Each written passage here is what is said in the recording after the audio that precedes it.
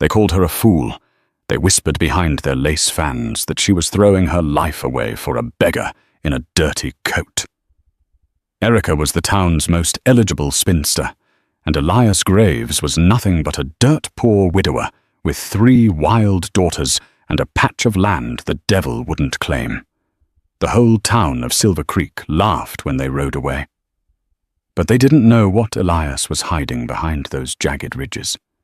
They didn't know that the poor widower held the key to a secret that would bring the relentless cattle barons to their knees and turn the town's mockery into envy so green it would poison them. This is the story of how one woman's gamble on love revealed a treasure worth dying for.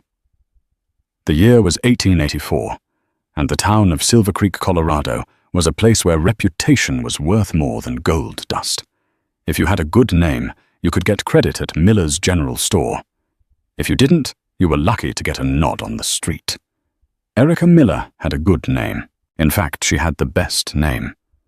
She was the 28-year-old daughter of the town's late reverend, a woman known for her sharp mind, her skilled needlepoint, and unfortunately, her lack of a husband. In the harsh arithmetic of the frontier, a woman unmarried by 25 was a tragedy. By 28, she was a punchline. But Erica wasn't desperate. She was lonely, perhaps, but she possessed a quiet dignity that kept the town gossip Mrs. Beatrice Higgins at bay. That is until the day Elias Graves walked into the church social. Elias was a mountain of a man, but a mountain eroded by harsh weather. His coat was dusted with the red clay of the Badlands, his boots were worn through at the toes, and his eyes, a piercing storm cloud grey, held the haunted look of a man who had buried too much of his heart. He was a widower living somewhere out in the Devil's Anvil, a stretch of rocky wasteland north of town that even the coyotes avoided. Rumor had it, his wife had died of hardship, leaving him with 3 unruly daughters. He didn't come for the punch or the dancing. He walked straight to Erica, hat in hand, the silence in the room spreading outward from him like ripples in a pond. "Miss Erica," he said, his voice like gravel grinding together. "I have need of a wife, and my girls, they have need of a mother." The room gasped. It was the most unromantic proposal Silver Creek had ever witnessed. Mrs. Higgins actually dropped her fan. Erica looked at him. She didn't see the dirt. She saw the trembling of his hands. She saw a desperation he was too proud to voice. And looking into those grey eyes, she saw something else, a spark of fierce, protective intelligence that didn't match the dumb dirt farmer reputation the town had given him. "Mr. Graves," Erica replied, her voice steady. "I am not a piece of livestock to be acquired because of need." "I know that," Elias said softly, so only she could hear. "I ain't asking for a servant. I'm asking for a partner. I can't offer you silk or lace, Erica, but I can offer you respect, and I promise you, if you trust me, you won't never want for nothing again." There was a weight to his promise, a strange gravity that pulled at her. Erica looked around the room at the smirking faces of the banker's son, who had once courted her and left her for a younger debutante, at the pitying eyes of the church ladies. She looked back at Elias, a man standing alone against the world. "I will marry you, Elias Graves," she said. The scandal was instantaneous. The weeks leading up to the wedding were a gauntlet of mockery. The banker Jedediah Blackwood, a man who owned half the valley and wanted the other half, stopped Erica on the boardwalk. "Erica, be reasonable," Blackwood sneered, hooking his thumbs into his velvet vest. "Graves is a squatter. He lives on rock and sand. You'll be starving within the month. If you're that desperate for a home, I have a maid's position open at my estate. I'd rather starve with a man of honor than feast with a vulture." "Mr. Blackwood," Erica retorted, clutching her shawl tighter. The wedding was a hurried affair at the courthouse. No guests, just the judge and a drunkard acting as a witness. As they walked out, Elias helped her into his wagon. It was a rickety thing, the wood grey and splintering. In the back sat 3 girls, Abigail 12, with eyes full of suspicion, Hattie 8, who refused to look at Erica, and little Clementine, Frizzle, who was clutching a rag doll that looked more like a grease rag. "Ready?" Elias asked, climbing onto the bench seat. "Ready," Erica lied. As the wagon creaked forward, they passed the saloon. A group of men led by the Blackwood foreman raised their glasses. "To the Queen of the Badlands," they shouted, roaring with laughter. "Don't forget to write us when you're eating boiled leather for supper." Erica kept her chin high, staring straight ahead at the horizon. But inside her heart was hammering. She had just bet her entire life on a stranger. The journey to Elias's homestead took 2 grueling days. As they left the fertile green pastures of Silver Creek, behind the land began to change. The grass turned yellow and brittle, then disappeared entirely, replaced by sagebrush and jagged red rock. The heat was oppressive, a physical weight pressing down on the wagon canvas. Erica tried to make conversation with the girls, but it was like talking to stone walls. "That's a lovely doll, Clementine," Erica said gently. The 5-year-old pulled the doll closer. Abigail, the eldest, snapped. "She don't need you to tell her it's lovely. It's hers." "Abigail," Elias warned from the front seat, his voice low. "It's all right, Elias," Erica said, though the rejection stung. "Change is hard." "We didn't opt for change," Abigail muttered, staring out at the dust. By the afternoon of the 2nd day, they entered the region known as the Devil's Anvil. It was a desolate landscape of towering mesas and deep, dry arroyos. It looked like the surface of the moon. Erica's heart sank. How could anyone survive here? There was no water, no game, no timber, just rock and wind. "Nearly there," Elias said. He steered the horses toward a sheer cliff face. Erica gripped the bench. "Elias, that's a wall. There's no road." "Trust me," he said. It was the same thing he had said at the social. He guided the horses into a narrow fissure in the rock, a shadow so deep it looked like a cave entrance. The wagon wheels scraped against the stone walls, the screeching sound echoing like a scream. The temperature dropped 20 degrees. They were in a slot canyon, winding through the earth like a snake. Just as Erica thought the darkness would swallow them, the canyon opened up into a small, boxy enclosure surrounded by high cliffs. "Home," Elias announced. Erica looked around, fighting back tears. It was bleak. There was a sod house built directly into the side of the cliff, half cave and half mud. A small corral held a single bony milk cow. There was a patch of dirt where a few sad-looking corn stalks were trying to die with dignity.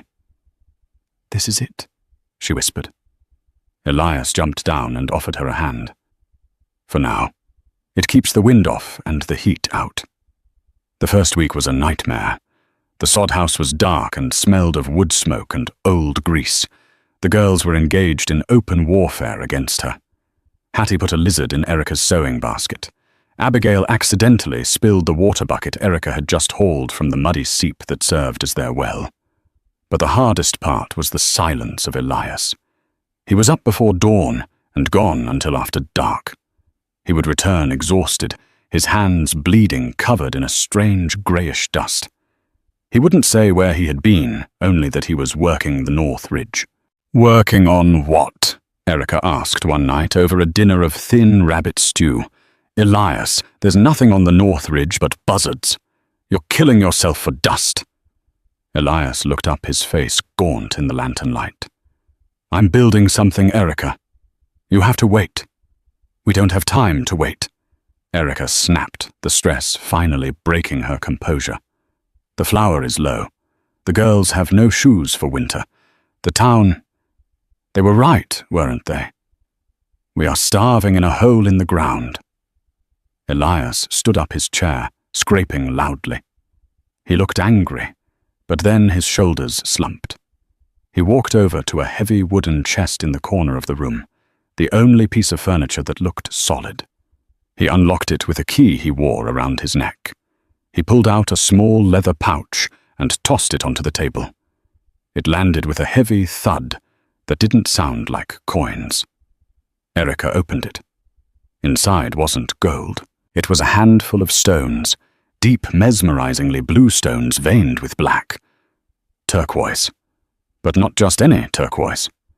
This was hard, gem-grade stone, the color of a summer sky. "That ain't from the North Ridge," Elias said quietly. "That's just what I found on the surface. But that ain't the treasure, Erica. The treasure is what's guarding it." "I don't understand," Erica said, fingering the cold stones. "If you have this, why do we live like this? Why didn't you sell it?"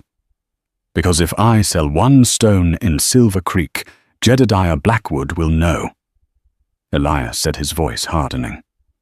"Blackwood has been trying to buy this land for 5 years. He thinks there's copper here. If he knew what I really found, he wouldn't buy the land, Erica. He'd kill us for it." He leaned in close, his grey eyes burning. "But the stones aren't the secret. Tomorrow I want you to ride with me. It's time you saw the Hidden Valley." "The Hidden Valley?" Erica asked. "Elias, we are in a box canyon. There is no valley." Elias actually smiled, a rare, crooked expression that took 10 years off his face. "That's what the maps say. That's what Blackwood thinks. Get some sleep, Erica. Tomorrow, everything changes." That night, listening to the wind howl through the slot canyon, Erica couldn't sleep. She realized the mockery of the town, the poverty of the sod house. It was all a disguise. Elias Graves wasn't a failure. He was a guardian. But guardian of what? The next morning, the sun hadn't yet breached the canyon walls when Elias saddled 2 horses. He instructed Abigail to watch her sisters. The girl looked at Erica with a new expression, not quite respect, but curiosity. She had seen the blue stones on the table the night before. Elias led Erica not out of the canyon, but deeper into it toward the back wall, where the cliffs seemed to merge into a solid face of granite. "There's no way through," Erica said. "Look closer," Elias urged. Behind a massive slab of fallen rock, hidden by a thicket of thorny mesquite, was a cave entrance no wider than a doorway.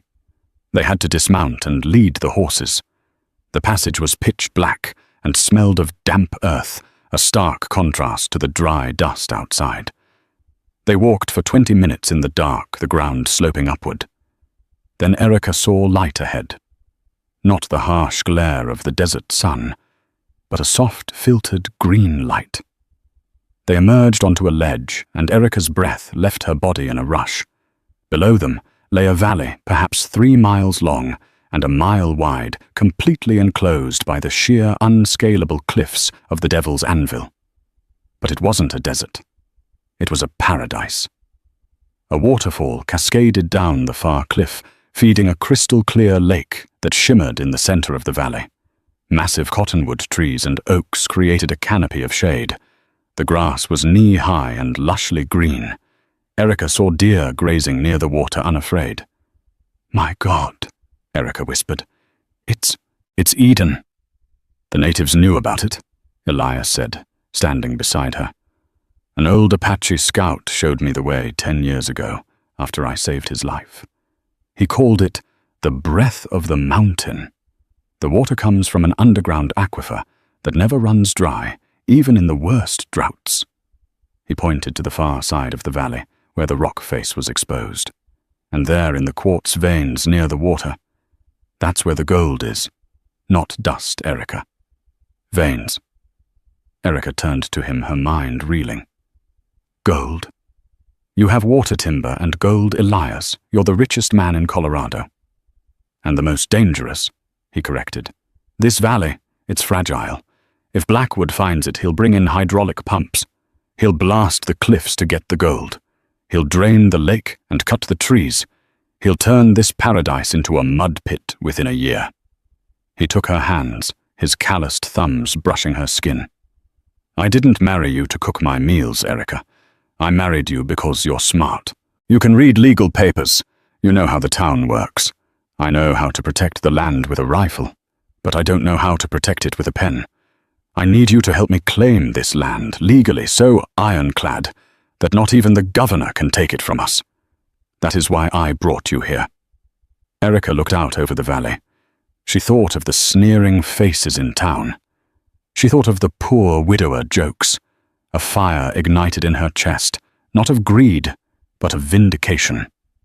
"We won't just claim it, Elias," Erica said, a smile slowly spreading across her face.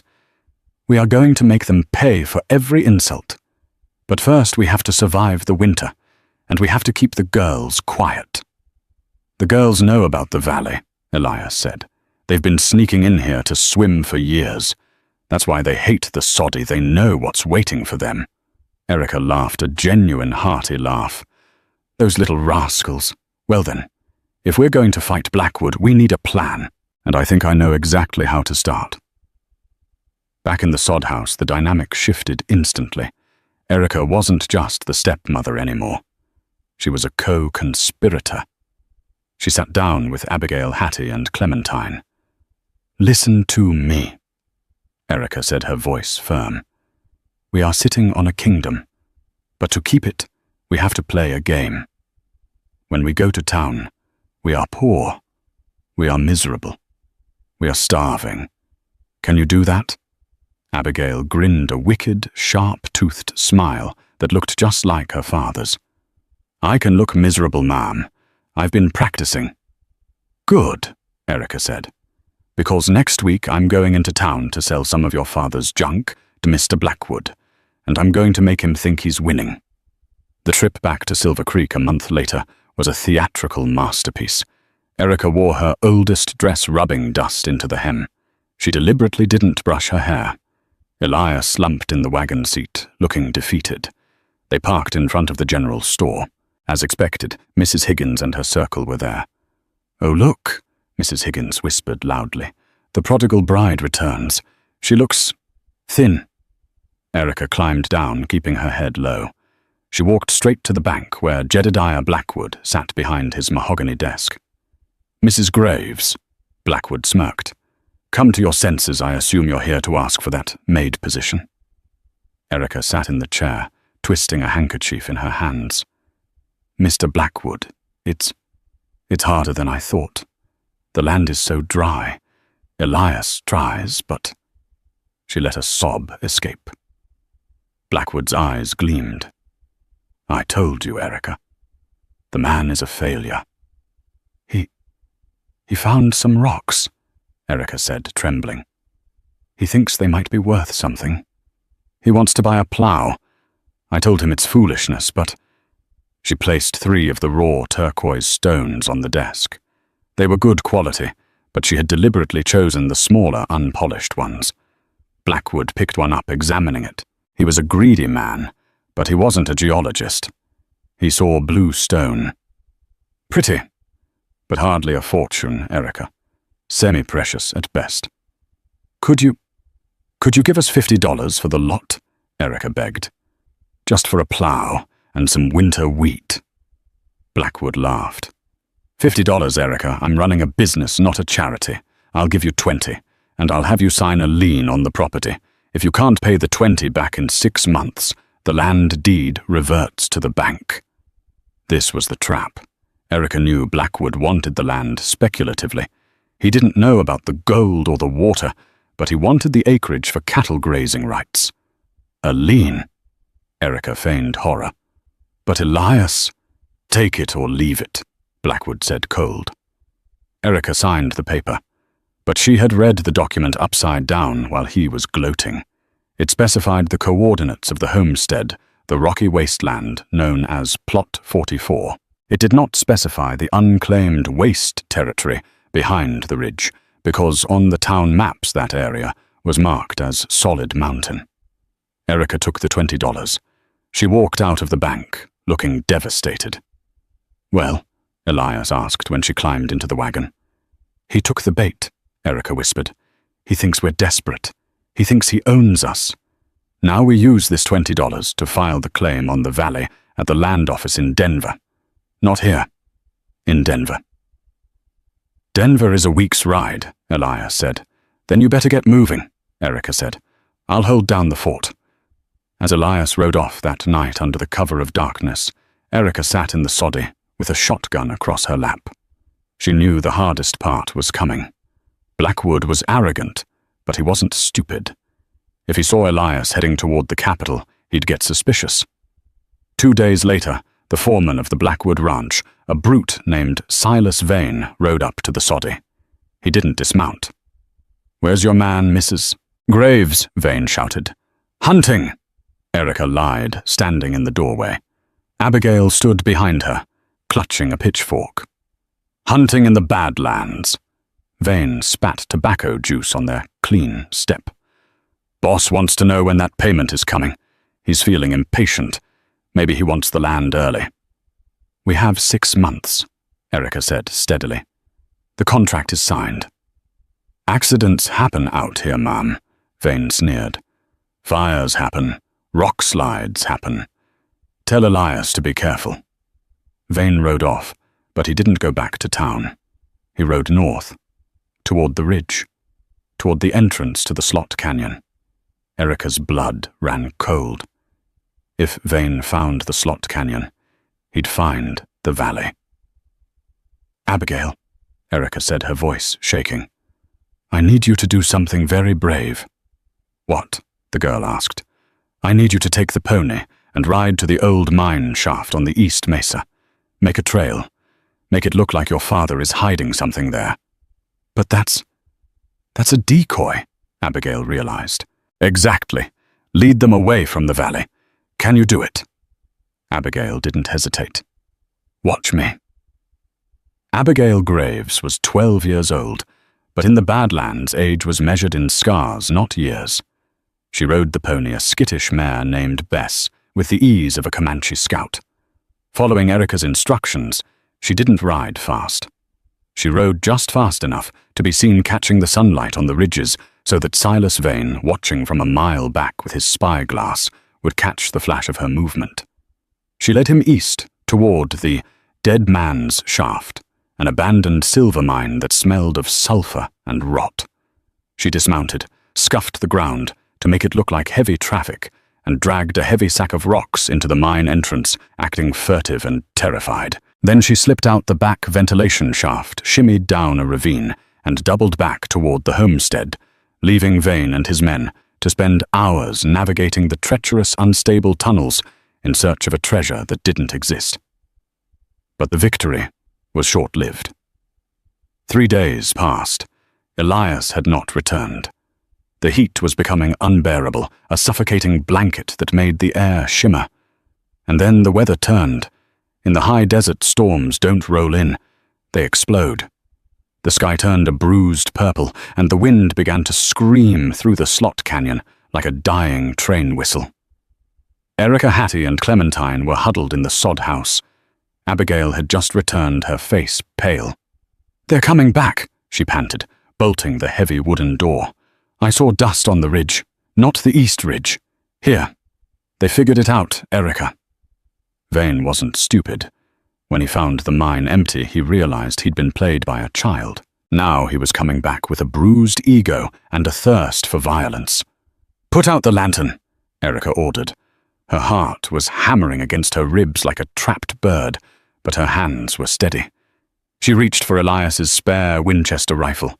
She had never fired a rifle at a man, only at tin cans on a fence post. But she knew how to load it. "Girls, get under the bed," Erica whispered. "I can fight," Abigail argued, grabbing a skinning knife. "You will protect your sisters," Erica commanded, her voice dropping an octave into a tone that brooked no argument. "That is the most important job. Go." Outside, the wind howled, masking the sound of hoofbeats. The first sign of their arrival was the heavy thud of a boot against the door. "Open up, Mrs. Graves." Vane's voice was slurred. He was drunk and angry. "We know your man ain't here. We know you're hiding something in that canyon. Open up, or we burn this rat hole down." Erica stood in the center of the dark room, the rifle leveled at the door. "This is private property, Mr. Vane," she shouted. "If you break that door, I will not hesitate to defend my home." Laughter erupted outside. "Hear that, boys? The schoolmarm is gonna shoot us." A heavy shoulder slammed into the wood. Dust rained down from the sod ceiling. Clementine whimpered under the bed. "Hush now, Clem," Abigail whispered fiercely. Another slam. The wood splintered near the latch. Erica cocked the lever. Click-clack. The sound was loud in the small room. "Last warning!" Erica screamed. The door flew open. A silhouette filled the frame, illuminated by a flash of lightning. Erica didn't look at the face. She looked at the center of the mass. She pulled the trigger. The gun roared to the recoil slamming into her shoulder. The figure in the doorway shouted and stumbled back, clutching his arm. It was one of Vane's lackeys, not Vane himself. "She shot me. The crazy witch shot me." "Get her!" Vane screamed. But before they could rush the door, a crack of thunder shook the ground, or what sounded like thunder. But it was too rhythmic. Crack, crack, crack, gunshots from the ridge above. Erica peered through the smoke. High up on the rim of the canyon, a figure sat on horseback, silhouetted against the lightning. He held a long-range buffalo rifle. "I suggest you gentlemen step away from my wife." A voice boomed down, echoing off the canyon walls. It wasn't Elias. The voice was too refined, too smooth. Vane squinted up into the rain. "Who the hell are you?" "I am Deputy U.S. Marshal Thaddeus Moore," the voice called out. "And I have a posse of 6 men with me. You have 5 seconds to drop your weapons and ride out, or I leave you for the vultures." Vane froze. A local sheriff he could bribe. A U.S. Marshal was a different animal. And if he had the high ground... "This ain't over," Vane spat, dragging his wounded man toward their horses. "Blackwood owns this town. You'll see." They scrambled onto their mounts and galloped away into the storm. Erica lowered the rifle, her knees shaking so hard she had to lean against the table. The figure on the ridge rode down slowly, followed by another man.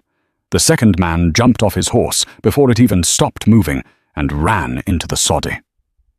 "Erica!" It was Elias. He was soaked to the bone, his face gaunt, his eyes wild with fear. He grabbed her, pulling her into a crushing embrace. She could feel him trembling. "I heard the shot." He gasped into her hair. I thought I was too late." Erica buried her face in his wet coat, smelling the rain and the horse and the man she had come to love. "You're here?" she sobbed. "You're here." "I brought help," Elias said, pulling back to look at her. "Erica, meet Marshal Moore, and meet the man who just bought the rights to the Union Pacific Water Station." Erica looked at the marshal, a tall man with a white mustache, who tipped his hat. Then she looked at Elias. "You sold the water rights?" she asked. "Not the land?" Elias grinned, a fierce, triumphant look returning to his eyes. "Just the water. The railroad needs a refill station between Denver and Salt Lake. I showed them the survey of the Hidden Valley. They signed a contract yesterday. Erica, we aren't just squatters anymore.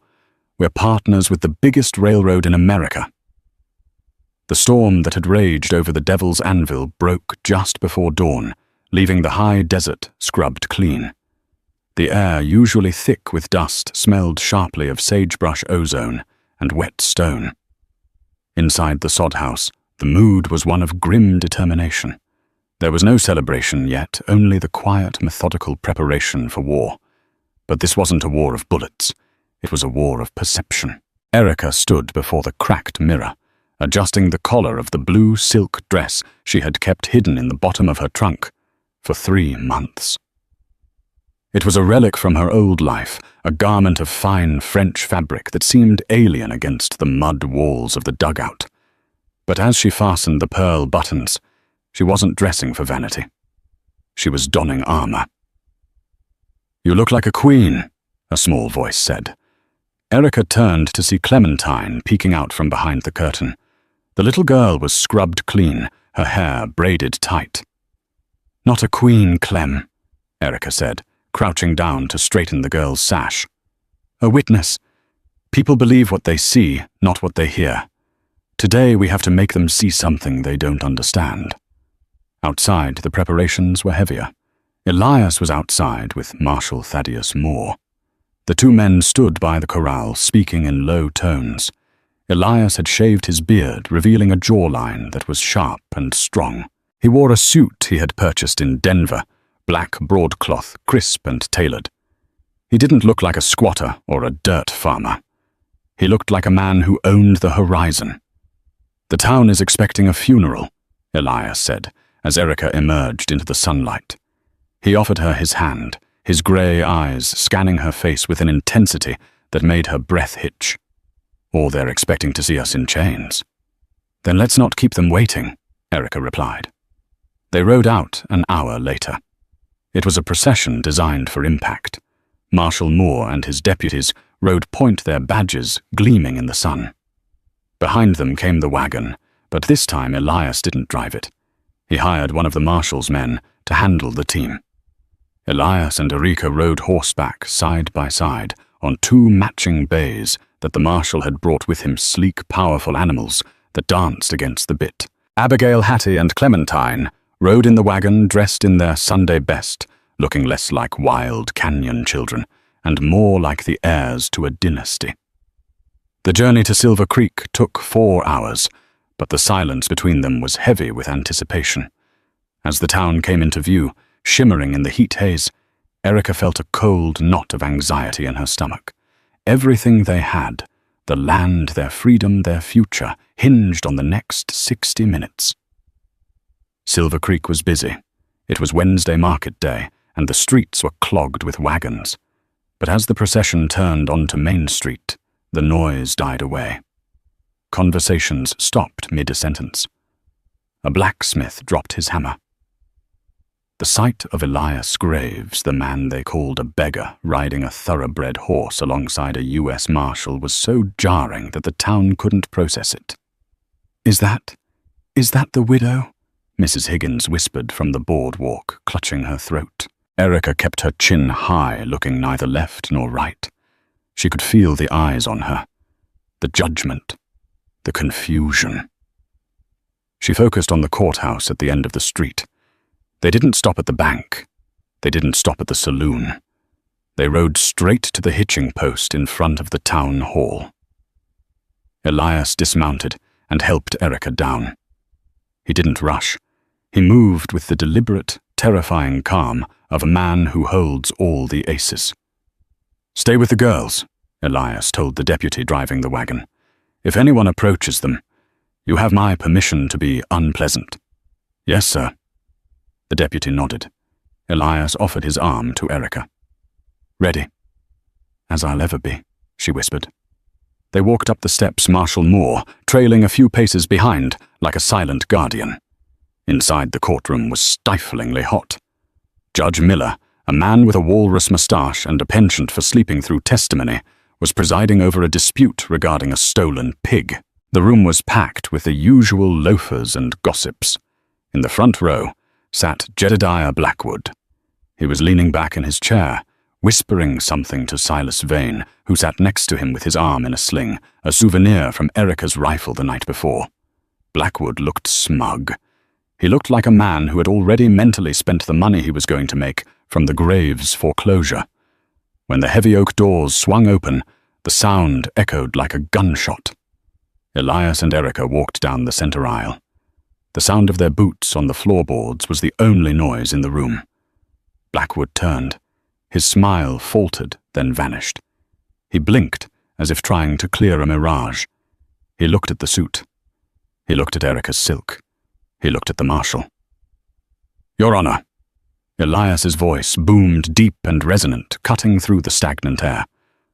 "I apologize for the interruption, but I have urgent business regarding the title of Plot 44 and the surrounding territories." Judge Miller adjusted his spectacles, squinting. "Mr. Graves, is that you?" "It is," Elias said, stopping before the bench. I'm here to settle a debt. Blackwood shot to his feet, his face flushing a dangerous shade of crimson. This is highly irregular. This man is a squatter and a debtor. He owes the bank $20 due today at noon. If he doesn't have it, the land is mine. That is the contract. Sit down, Mr. Blackwood, the judge warned, though he looked uncertain. I'm here to pay the lien, Erica said, stepping forward. Her voice wasn't loud, but it was clear as a bell. She opened her reticule, a small velvet bag. She didn't count out crumpled bills or copper pennies. She reached in and pulled out a single gold coin. It was a double eagle, fresh from the Denver mint, heavy and bright. She tossed it. The coin arched through the air, catching the light from the high windows, and landed on the judge's desk. It spun on its edge, whirr, before settling with a decisive, heavy ring. $20, Erica said. Keep the change for the court fees. The room gasped. $20 in gold was a month's wages for some men. To toss it away like a poker chip was an act of supreme defiance. Blackwood stared at the coin, his hands curling into fists. Where did you get on that you stole it, or you robbed a stagecoach? He turned to the marshal. Arrest him. Moore, investigate him. Marshal. Moore stepped forward, hooking his thumbs into his gun belt. Mr. Graves is under no suspicion of theft. Mr. Blackwood. In fact, I escorted him to the federal land office in Denver myself. Land office? Blackwood's eyes narrowed. What for? To register a patch of dust. Elias smiled. It was a wolfish, predatory smile that made the hair on the back of Erica's neck stand up. Not dust, Jedediah, Elias said softly. Water. Elias unrolled a large parchment tube he had been carrying under his arm. He spread it out over the defense table. It was a surveyor's map stamped with the official seal of the Department of the Interior and the Union Pacific Railroad. This, Elias announced, pointing to the map, is the official survey of the Graves Valley. It turns out that solid rock wall you were so uninterested in, it hides the largest natural aquifer in the county. A 3-mile-long valley with timber grazing land and a lake. The murmuring in the crowd grew louder. So you have water. Blackwood sneered, though his voice was higher-pitched now. So what? You're a farmer with a pond. I can still crush you. I control the markets in this town. You control the town, Erica interjected. But you don't control the railroad. Elias pulled a second document from his jacket pocket. As of yesterday, the Union Pacific has purchased the exclusive water rights for their new southern spur. The tracks will be diverted through my land.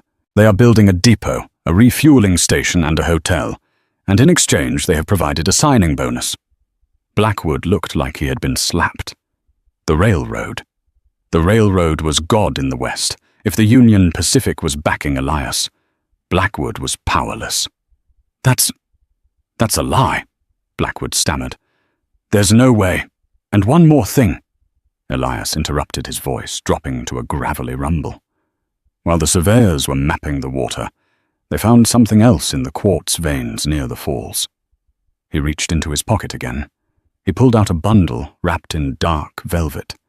He placed it on the judge's bench right next to the gold coin. Slowly, dramatically, he unfolded the cloth. It wasn't dust. It wasn't a few flakes. It was a nugget. A raw, jagged chunk of gold the size of a hen's egg, laced with ribbons of white quartz. It sat there heavy and undeniable, absorbing the light in the room. The silence that followed was absolute. It was a vacuum. Every pair of eyes in the courtroom was glued to that rock. Mother of God, the judge whispered. The assay report puts the vein at 90% purity, Elias said casually, and it runs for half a mile. Pandemonium broke out. Men were standing on benches to get a look. Mrs. Higgins actually swooned, collapsing into the arms of the town baker. The shout of gold echoed out to the doors and into the street. But Erica didn't look at the gold. She looked at Jedediah Blackwood. The banker had collapsed back into his chair. His face was grey. He realized with horrifying clarity what had happened. He had spent years trying to bully a man for a patch of badlands, thinking he was squeezing a turnip while that same man was sitting on a kingdom. Elias leaned over the railing, bringing his face inches from Blackwood's. "You sent Silas Vane to my home," Elias whispered low enough that only Blackwood and Erica could hear. "You threatened my wife. You threatened my children. Marshal Moore has the affidavit from Vane. He talked Jedediah. To save his own skin, he told the marshal everything about the fires, the intimidation, the accidents." Blackwood looked at the marshal, who nodded grimly, tapping the handcuffs on his belt. "I'm pressing charges," Elias said, straightening up and addressing the room, "for trespassing, attempted arson, and conspiracy to commit murder." "Bailiff." The judge banged his gavel, trying to regain control. "Take Mr. Blackwood into custody, pending a federal hearing." As two deputies hauled the sputtering, protesting banker out of his chair, the crowd parted. They didn't look at him with fear anymore. They looked at him with disgust. The power had shifted in the blink of an eye. The gold on the table had crowned a new king. Erica watched Blackwood being dragged away. She felt a hand on her shoulder. It was Elias. "It's done," he said. Erica looked around the room. She saw the faces of the people who had mocked her, the women who had whispered that she was desperate, the men who had laughed at Elias's ragged coat. Now they looked at her with a mixture of awe and terrifying envy. She walked over to the table and picked up the gold nugget. It was cold and heavy in her hand. She turned to Mrs. Higgins, who had just been revived with smelling salts. "Mrs. Higgins," Erica said, her voice sweet as poisoned honey, "you always said I should find a husband with prospects. Do you think this qualifies?" Mrs. Higgins opened her mouth, but no sound came out. She simply nodded, her eyes wide. Erica placed the nugget back in Elias's hand. She took his arm, feeling the solid, reassuring warmth of him. "Let's go home, Elias," she said. "We have a harvest to plan." They walked out of the courthouse and into the blinding afternoon sun. The town was silent as they passed, but it was a different kind of silence now. It wasn't the silence of mockery. It was the silence of respect. As they reached the wagon, Abigail looked down at them, a fierce grin on her face. "Did we win?" she asked. Elias looked at Erica. He looked at the gold in his pocket, the badge on the marshal's chest, and the stunned town behind them. "Yeah, Abby." Elias smiled, lifting his daughter's chin. "We won. We won it all." 1 year later, the transformation of the Devil's Anvil was nothing short of biblical. Where there had once been only silence and red dust, there was now the rhythmic chug of a steam engine and the scent of blooming alfalfa. Elias had not merely built a house, he had constructed a legacy. The sod dugout was gone, returned to the earth. In its place, perched on the limestone ridge overlooking the lush green bowl of the hidden valley, stood a sprawling ranch house. It was built of imported cedar and local river stone, with a wraparound porch that offered a view of the new world they had created, a spur line of the Union Pacific, now snaked through the widened canyon pass, stopping at the water depot near the lake. Every day, trains stopped to refill their tanks with the crystal-clear water of the Graves Aquifer, and every day, flatbed cars were loaded with high-grade timber and crates of gold ore. But today, the trains were still.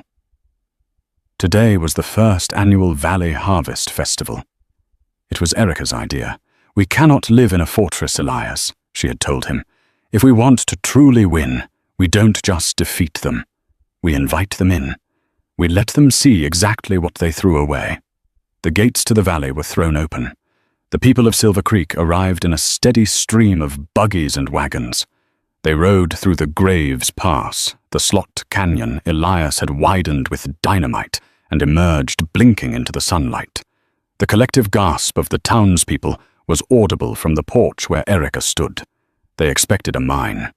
They expected an industrial scar. Instead, they found Eden.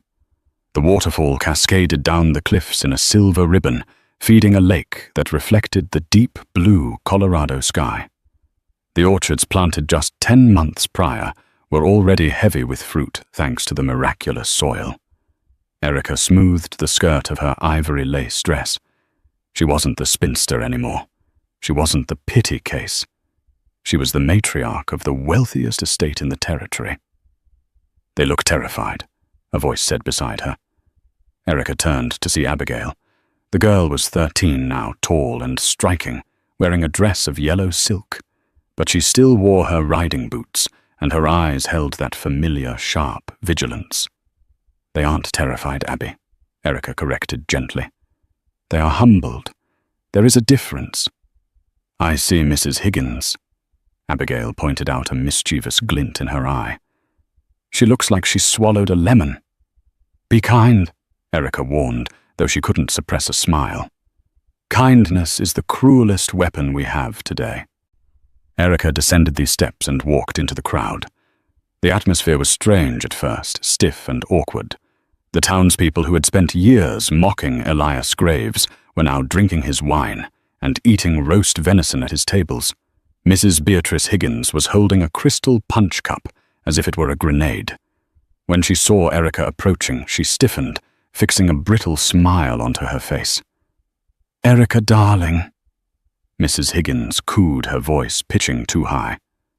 It's simply overwhelming. To think all this was hiding back here while we were worrying about you."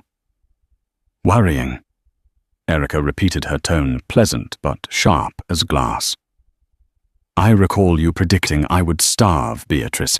I'm happy to report that the only thing we are in danger of is overindulgence." Mrs. Higgins flushed. "Well, yes. I always said Elias was a diamond in the rough. I always told the girls Erica has an eye for quality." "Indeed," Erica said, stepping closer, her voice dropping so only the gossip could hear. "It's amazing what you can find when you stop looking at the surface and start looking at the soul. Do enjoy the tart, Beatrice. It's made with apricots from our own trees." She walked away, leaving the woman speechless. It was the final victory, total, absolute, and bloodless. Erica found Elias near the waterfall, away from the noise of the fiddle music and the clinking glasses. He was leaning against a large oak tree, watching the water. He looked uncomfortable in his tailored suit, tugging at his starched collar. "You're hiding," Erica accused softly, coming up beside him. "I'm observing," Elias corrected, though he grinned when he saw her. He reached out and took her hand, his palm rough and warm against her skin. "I still expect to wake up Erica. I expect to wake up in the soddy with dirt in my teeth." "Look at them," Erica said, gesturing to the valley floor where the townspeople were dancing. "This isn't a dream, Elias. You built this. You broke your back for this."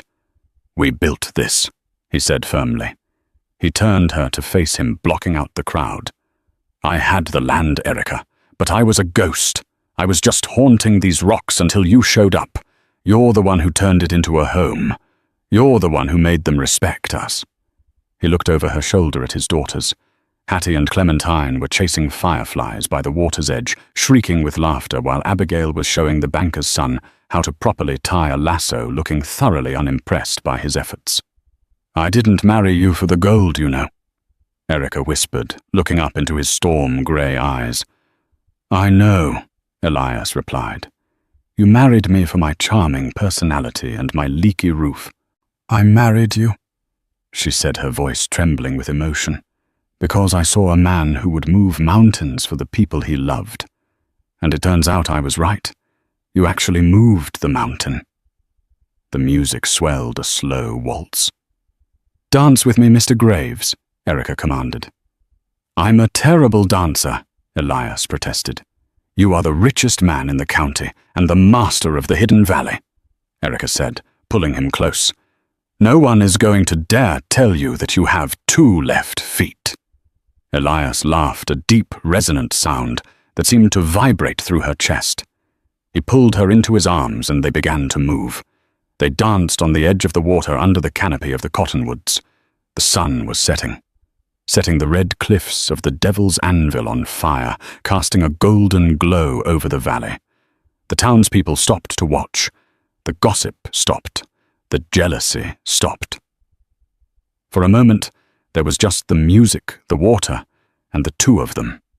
The spinster and the widower. The queen and the king of the Badlands. Erica rested her head on his shoulder, closing her eyes. They had mocked her choice. They had called her a fool. But as the stars began to appear above the canyon rim, Erica knew the truth. She had made the greatest gamble of her life on a man with nothing but dirt on his boots and a fire in his heart. And she had won the only jackpot that really mattered. And so Erica and Elias proved that the richest veins of gold are often hidden beneath the roughest rocks. They taught the town of Silver Creek that you can't judge a man by his coat, nor a woman by her age. Their story reminds us that sometimes the biggest risks yield the greatest rewards, and that true paradise is something you build, not something you find. If you enjoyed this tale of romance, revenge, and redemption in the Wild West, please give this video a like. It really helps the channel grow.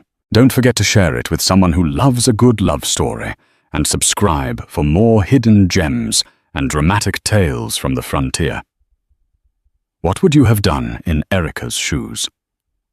Let me know in the comments below. Thanks for watching.